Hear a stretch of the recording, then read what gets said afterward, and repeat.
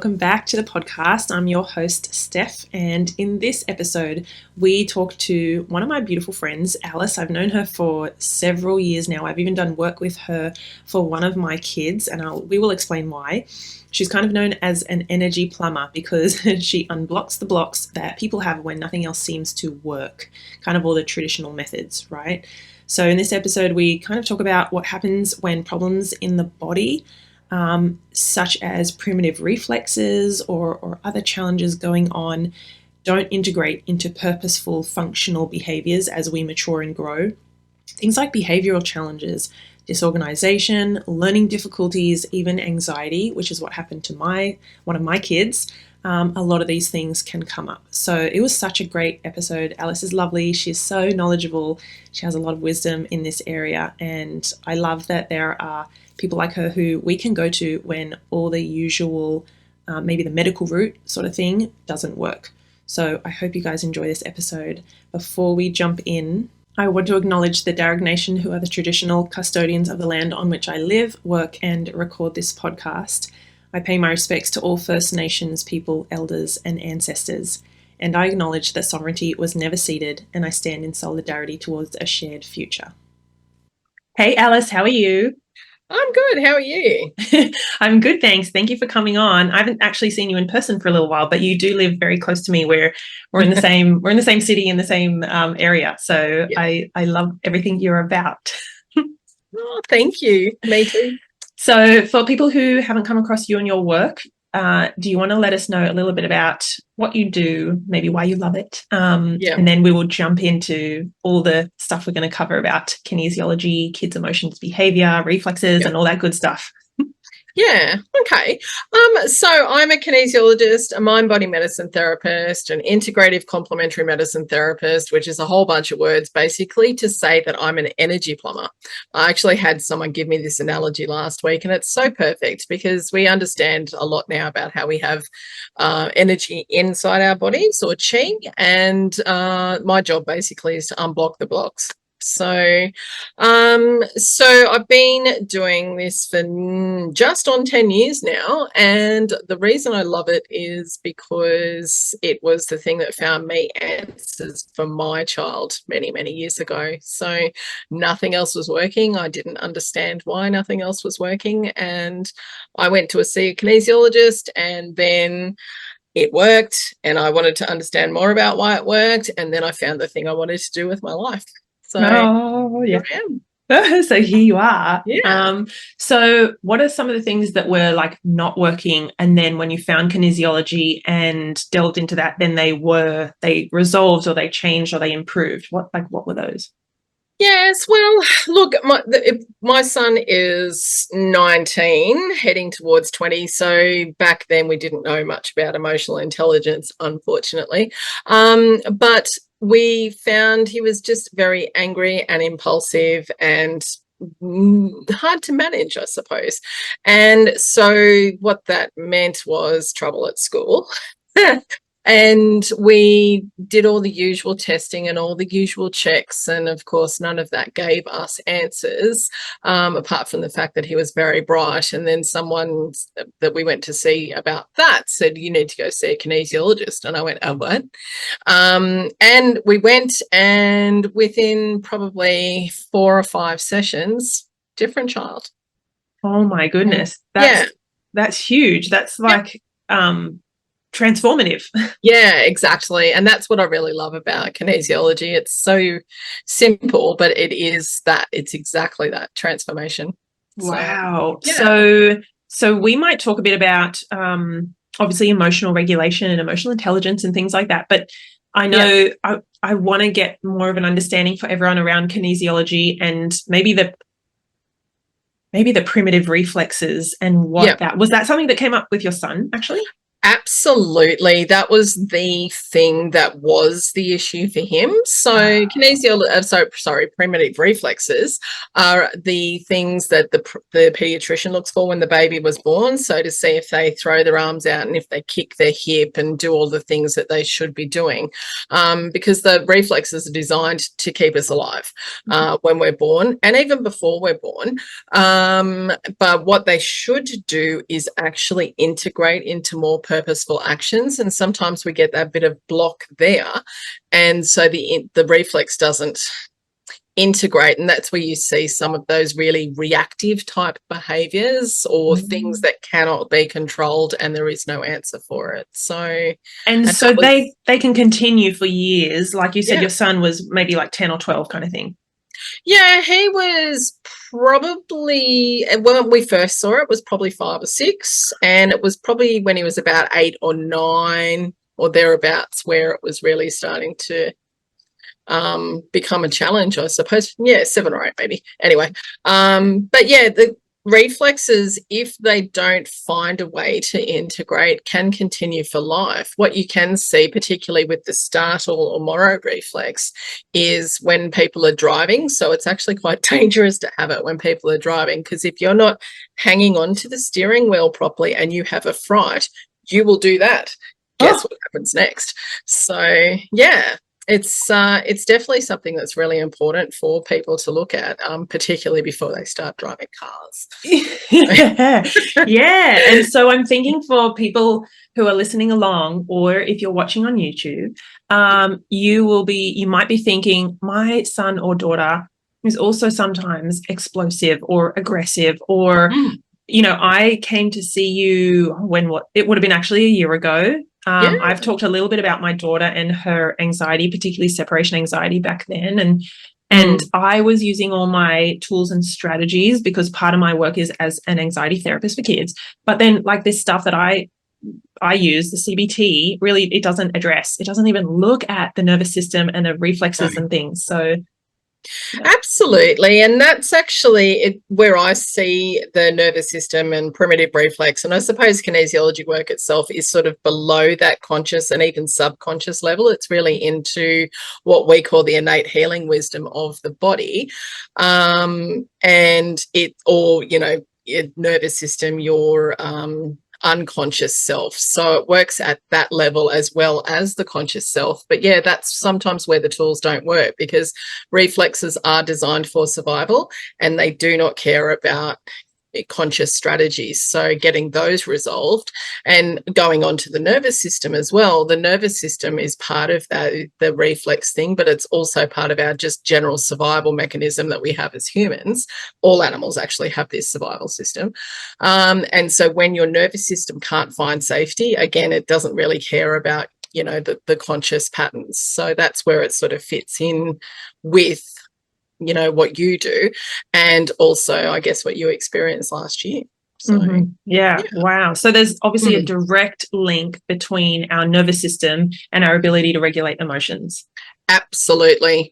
So because at the very core of our brain, it decides whether we are safe or not, and it does this calculation so quickly. And if things are safe, carry on. And if they're not, what can I do to get safe? Because if I'm not safe, my survival is threatened. And that's really what happens at the very core of our brain. We actually see this a lot. Those tiny little lizards that just scatter the second they see us big humans. They are fight, flight in action. So that you see that happening, right? So I'm not safe because you're so much bigger than me. Got to go. See you later. And it's just instinct, and all animals have this part of their brain, and so do we, but it takes over when our nervous system can't find safety. So is that what's happening when, let's say, we have a child who, or maybe you've got some stories? I was saying to someone just this morning, when I do presentations and webinars and workshops and stuff, I like to tell a lot of stories because they really land with people so much more deeply than the facts and the information. That stuff is helpful. But when I tell a story about my daughter who had the meltdown in the car and we got out and she was pushing and pulling me up the driveway, or, you know, as in like trying to get out that energy, like those stories make people go, oh my God, like that something similar has happened to me, or that makes sense. So I'm trying to find a question in here, but what do you have any stories of clients or kids particularly where some of those explosive or irritable or maybe even anxiety kind of behaviors, and you were able to like really find what's underneath? Yes. So I've got a story actually about a client who, I guess a lot like your daughter, was having trouble with that separation, going to school and that sort of thing. And that had continued for many years. So they'd worked out how to mask it to some degree so they could get through the day, but then they would come home and they would have massive meltdowns and also a lot of OCD type behaviors. So their room, they were a teenager, their room was perfect. Everything was in order, and that was how they were managing their life to try and find safety. And it was getting to the point where it was impacting their ability to interact in social situations, go for sleepovers, hang out with their friends after school, and even just get stuff done for school. So it's affecting their learning as well. And so partly, the first thing I did look at was primitive reflexes, because again, if it's that unconscious pattern, then it doesn't matter what you do, it's not going to find its safety. And we also did look at the nervous system. And once, because I remember when he came here, he was very concerned about what I was going to do to him, because a lot of people don't understand how kinesiology works, because we want to focus on the brain a lot. And so the whole first session, he deer in headlights looking at me, what are you going to do to me, sort of thing.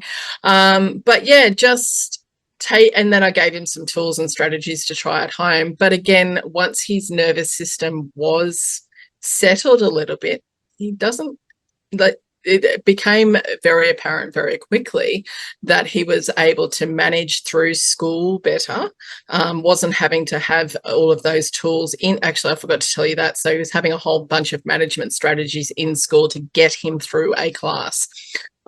Headphones, fidget toys, all of the strategies, right? And that was just to literally get this kid through a day. And so within a very short period of time, those strategies weren't needed anymore. There weren't the meltdowns as soon as he got home from school. And I remember doing once a Zoom session with him, and that actually was a big game changer with him, because he didn't want anything out of place. And I said to him, go and get that, I think it was a toy or a pillow, I don't really remember, move it, just leave it. And again, I can't cope when these things aren't in order. So, and that shows then that the internal environment's not okay, it's the external environment is needed to be in order for me to feel in order internally. And so I said, look, just move it, we'll wait till the end of the session, then you can put it back. And by the end of the session, he didn't want to put it back. He's like, I'll see how it goes. And I went, okay, leave it another hour and see what happens. If you want to put it back, that's okay. So, and that safety thing, what we try to do when we don't feel safe, we try to control things to feel safe. So when you see those environmental control behaviors, that's because we don't feel safe. So, and once you get that, do the work, which basically looks like a bit of me waving my hands around with energy stuff. It looks like me holding some acupressure points. I might use crystals. I've got a whole bunch of things. There's all sorts of different things I use, but because we're just asking the body what it wants, it just lets you know. And then once it feels safe, all of those things that sit on top, they just go away. Wow. So, yeah.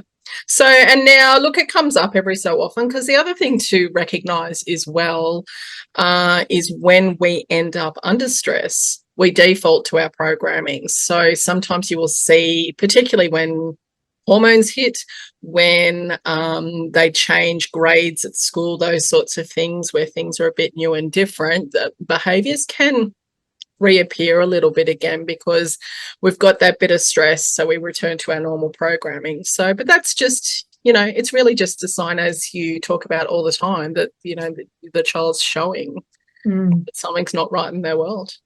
Wow. So I feel like I wish this was something that more people knew about, more parents in particular, right? Yeah. Yeah, absolutely. So I guess both of these things, aren't they? Kinesiology and emotional intelligence aren't widely known yet, and that yet they're just so important for us to be able to function well.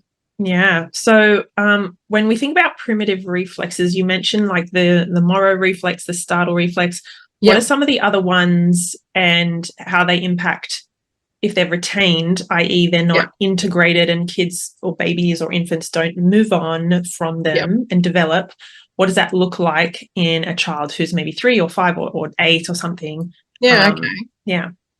There's another one called the spinal galant reflex, which they look at near the base of your spine, basically. And that one's designed for you to be able to wiggle out of the birth canal. So that can sometimes be impeded by the way that babies are born. But you know what? As long as a baby gets here safely, other things can be sorted out. So please don't worry about that, anybody. But that reflex, and that's not always the problem with why it doesn't integrate anyway. But that reflex in a classroom can look like the kid that sits in their chair and does this. And then they'll get told to sit up, and they'll sit up. So Alice was slouching just then. Yeah. She was like leaning back in her chair and kind of slouching. Yeah, they'll move their back off the chair. So they start doing this, and then they get into trouble. And sliding they get down. Told to sit up, and then they do it some more, and then they get into trouble again. They get told to sit up. So then they hang onto the chair, and then they're like this. And they're still not learning a thing, right? Because they're so focused on staying still so they don't get into trouble that then they're really stiff. So the other thing that particular reflex can also impact is bedwetting and toilet training as well, because of where the reflex sits. If you put, nappies or undies or whatever across that reflex, which is where they do sit, it triggers it. So that's why you can have trouble with bedwetting as well. So you don't always, but you usually see a bit of the fidgeting around the back, and obviously that affects learning and focus and those sorts of things. There's another reflex which I find comes up a lot, and that's called the ATNR reflex.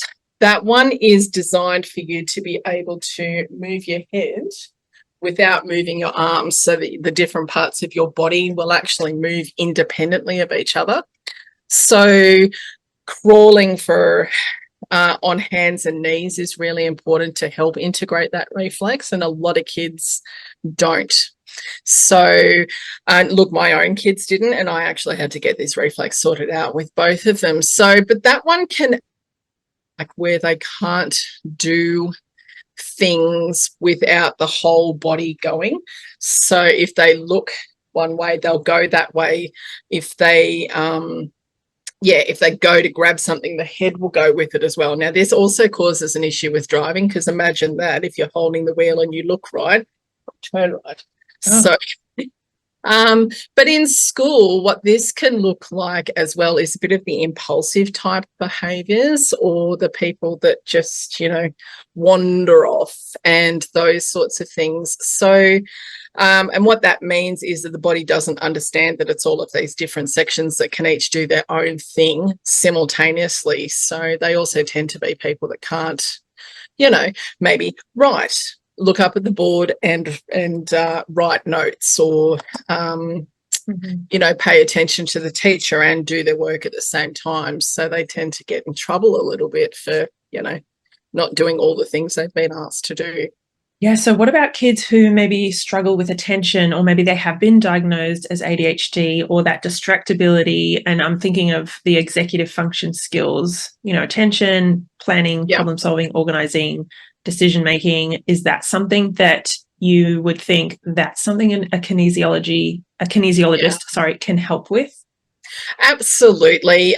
So the two things that we've already talked about, so the morrow or startle reflex and the just nervous system and how that's actually managing, are the first two things I would look at in that particular circumstance, because ADHD looks a little like a fight flight reflex, and I'm not dismissing anyone who does have ADHD diagnosis, but so a fight flight reflex gets you hyper alert to potential danger and that sort of thing. So you will be scanning the room, looking for danger just in case something's going to pop out at you, right? And ADHD looks a little like this, right? So this in front of me is kind of boring. I'm a bit wired because honestly, I'm not meant to be sitting in a classroom for 6 hours a day. So then I'm a little bit bored, but because I'm a little bit wired, I'm also intrinsically looking for potential danger. And so that looks like this in the classroom. Looking around. Yeah, looking right. out the window, checking the door, seeing what other people are doing, because all of our senses, when we're in some level of nervous system stress, all of our senses gets heightened because they're supposed to.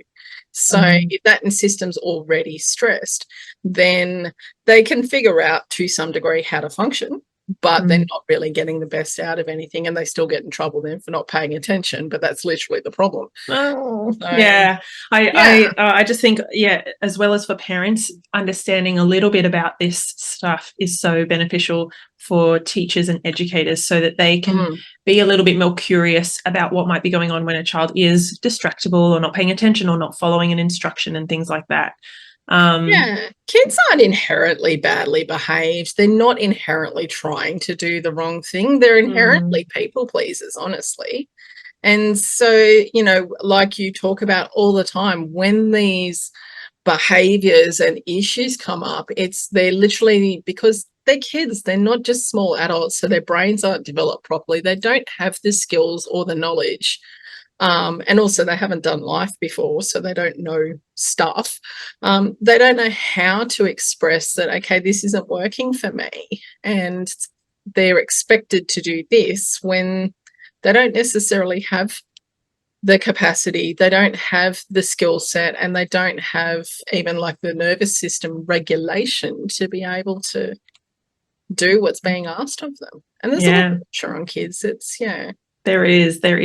If there's one thing or one message that you would love, particularly parents, to take away from the work that you do, or about kinesiology or about reflexes, if there was one thing that you could think, okay, I just want all parents to know this. Yeah. What would that be? I'm going to put you on the spot. Yeah, okay. So I think that the thing would be that when the tools aren't working, when the strategies aren't working, it doesn't mean that they don't work. What it does mean is there's still a deeper level to look at to find out what's going on. That can be reflexes, that can be nervous system, and honestly, that can be diet and water and sleep and those sorts of things as well. And that's where kinesiology can also help you look at all of those aspects in one, so that you can actually find the answer that you're looking for, so that life's better for everybody. Oh, wow. So parents can obviously come and see you if they're in Sydney here. Yeah. But if not, is the best place for them to go on your website and maybe join your mailing list and to find out more about your work in kinesiology and things like that? Yeah, absolutely. So, yep, you can go to my website. I do Zoom sessions as well. If you're overseas, then I'd suggest flick me an email and we will work something out that way. And of course, I'm on all the social media channels as well as Kinesialis. So I'd love to hear from you.